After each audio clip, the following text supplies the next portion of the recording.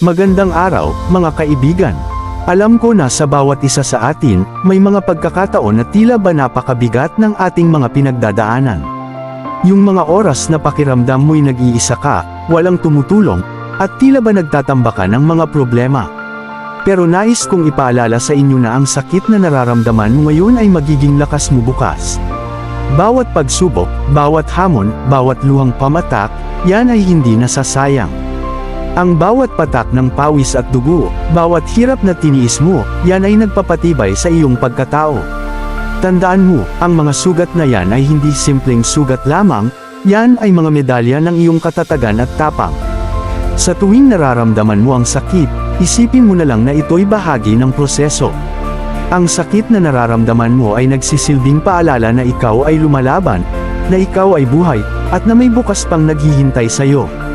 Ang mga bitik na nararamdaman mo ngayon ay siyang magiging pundasyon ng iyong mas matibay na sarili. Kapag sumapit ang panahon na parang gusto mo nang sumuko, tandaan mo na ang bawat bagyo ay may katapusan.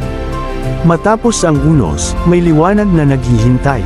At sa bawat liwanag na iyon, ikaw ay magiging mas malakas, mas matatag, at mas handa sa kahit anong hamon na darating pa. Kaya kapit lang, mga kaibigan. Magtiwala sa sarili, magtiwala sa proseso, at higit sa lahat, magtiwala sa Diyos. Walang pagsubok na ibinibigay sa atin na hindi natin kayang lampasan. Ang bawat sakit na nararamdaman mo ngayon ay magiging bahagi ng iyong tagumpay bukas. Maraming salamat sa inyong pakikinig. Kung nagustuhan niyo ang mensaheng ito, please like, share, follow, or subscribe. Hanggang sa muli, mga kaibigan, at tandaan, tayo'y magpapatuloy sa laban ng buhay.